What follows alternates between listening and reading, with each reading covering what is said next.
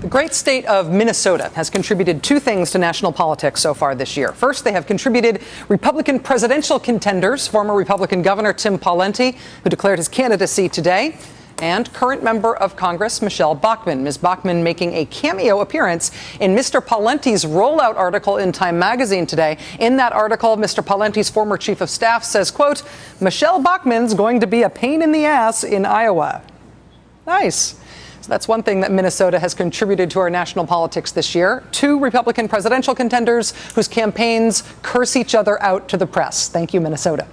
The other thing Minnesota has contributed to our nation's politics this year is a new way of looking at Republican anti-gay politics.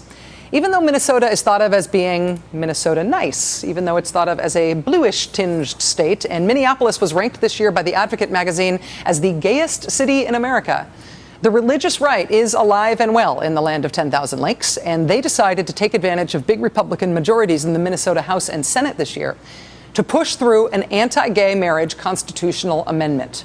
And that push has produced Minnesota's other big contribution to national politics this year: the viral video, nationally resonant, of straight people, straight legislators, in some cases even straight Republican legislators, making an impassioned case against conservative anti-gay policy being turned into law in Minnesota. We have to be careful about trying to enshrine our beliefs, however religiously valid we may believe them to be, in the Minnesota Constitution. And what I'm hearing today and what I heard on Friday was largely a religious justification for a change in the Minnesota Constitution. I don't think that's right. I don't think it's fair. I think it departs from our tradition. Just ask yourself, not now in the glare of the Capitol and caucuses and interest groups, but ask yourself if it's true that sexual orientation is innate, God-given, then what does it mean to the moral force of your argument? And I guess to put it in the vernacular, what I would ask is, how many more gay people does God have to create before we ask ourselves whether or not God actually wants them around?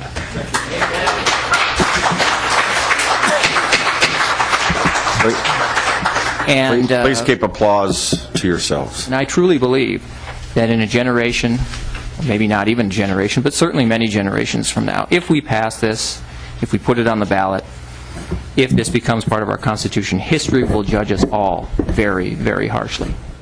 Representative Steve Simon, a Democrat in Minnesota, making the case earlier this month against the proposed anti-gay constitutional amendment in that state. That speech has been viewed more than 500,000 times on YouTube. And how many state assembly speeches can you say that about?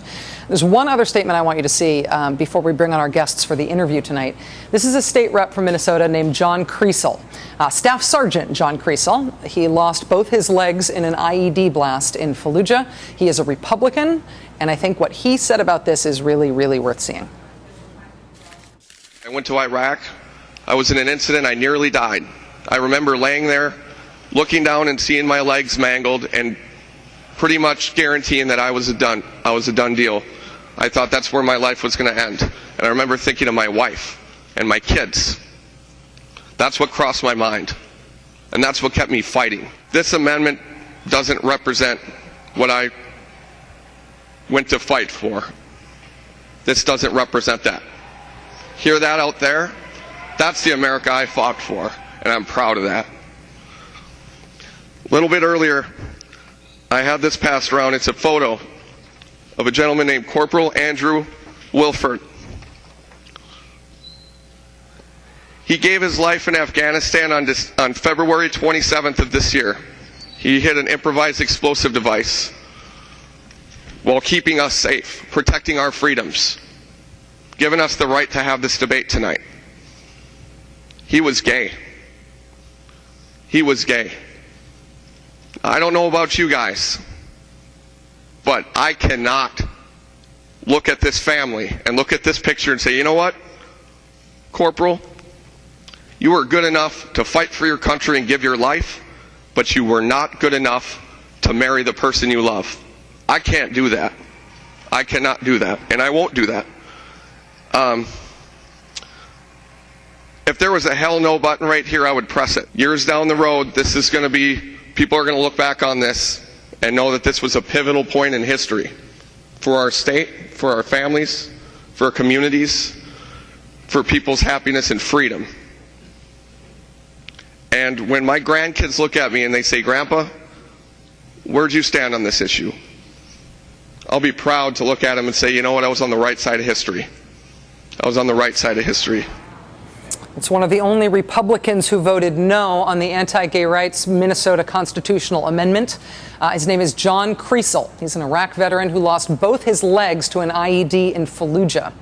The man whose picture John Kriesel handed out to the whole state assembly before he made that speech, which you saw him reference there, that man who was pictured in this picture that he handed out was Corporal Andrew Wilford of Rosemount, Minnesota. Andrew Wilford's parents have been a force of nature in this fight in their home state. Joining us now for the interview tonight are Jeff and Lori Wilford, the parents of Corporal Andrew Wilford, who was killed on February 27th in Kandahar in Afghanistan. Mr. and Mrs. Wilford, thank you both so much for being with us. You're welcome. Thank you for having us on, Ms. Maddow. How important was it for you to have an Iraq veteran, this Republican representative, Mr. Kriesel, taking the stand he took in your son's name, distributing his picture as part of what he was explaining as his stance on this issue? Well, it was very important. It was really impactful, I feel. And it was nice to have someone on that side take our side. I think military people stick up for each other. They understand things that the rest of us don't. And as our experience with our son and the stories that we've heard about him is different things matter to people in the military. Things like sexuality aren't important. It's the friendship and the trust, loyalty that they have for one another. The willingness and ability to protect each other, that is what it's important. And it's a loyalty maybe the rest of us don't understand. Mr. Wilford, so it was very important that he spoke up. I'm sorry, excuse my interruption.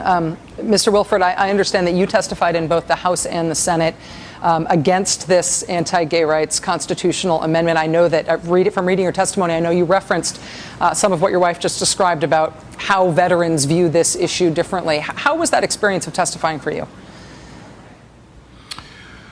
Well, I'll go to that in just a second. First thing I want to say is that the United States Army treated this family very well. If other people have other experiences, I can't say that's what we experienced. They were very dignified and were very good to us.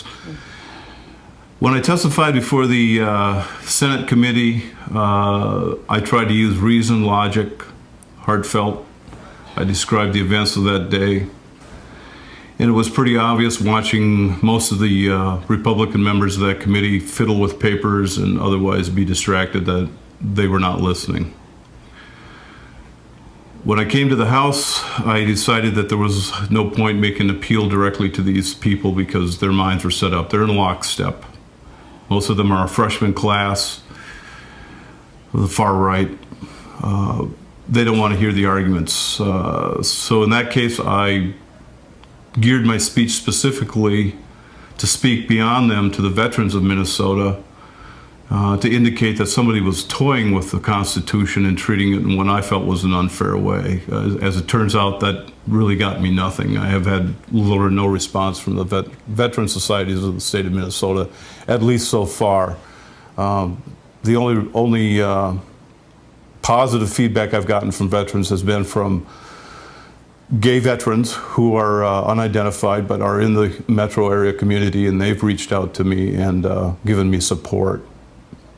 So I'm a little disappointed, I guess, that I wasn't able to connect with them. Maybe I said something to offend them or alienate them. If I did, I apologize to them.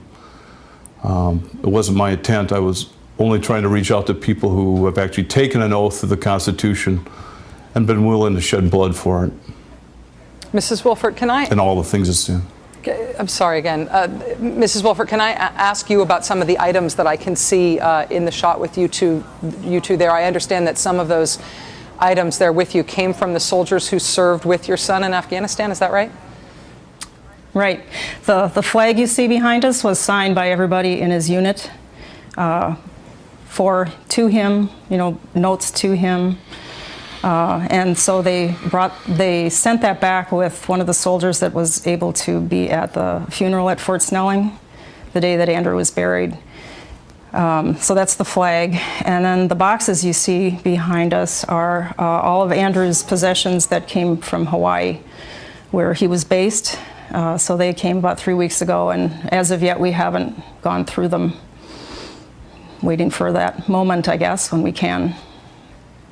Because of this vote that happened in the legislature, this anti-gay rights measure, anti-gay marriage measure that you've both spoken out against in your son's name, is going to be on the ballot. But it's not on the ballot this year. It's next November, and that means there will be a year and a half of campaigning in Minnesota before a vote on people's rights in the state. What are you two expecting in terms of how Minnesota is going to deal with a year and a half of those kind of politics around this issue, and do you expect to stay involved in Andrew's name? I expect we will stay involved. I'm not sure yet how or with what organization, but I know that we will. I think it could be 18 months of ugliness. There's going to be a lot of money coming into this state on both sides, hopefully, not just on one side. And I think it could get really nasty. And I wonder if Minnesota has the stomach for it. As I understand it, the Minnesota Family Council is trying to drum up roughly $4.7 million to promote the amendment. This money is of unknown source. Nothing's being disclosed. Everybody's icon of marriage, Mr. Newt Gingrich, was just here. For $1,000 he could attend. You may recall that he got glittered. I have no idea what kind of money the National Organization for Marriage is bringing in, but it's big, and again, we don't know where the money's coming from. Times are rough here. The gay community is large, but I don't think they got the kind of money to fight it alone. Whether or not other Minnesotans will step up and help push money back at them, because you know it's going to come down to some nasty stuff on TV, misrepresentations, characterizations, false religious doctrines. It's going to be ugly. Jeff and Lori Wolfert. We could use some. Let's go ahead, sir. Well, we could use some help from anybody out there who's listening. There's a lot of good organizations here in the state.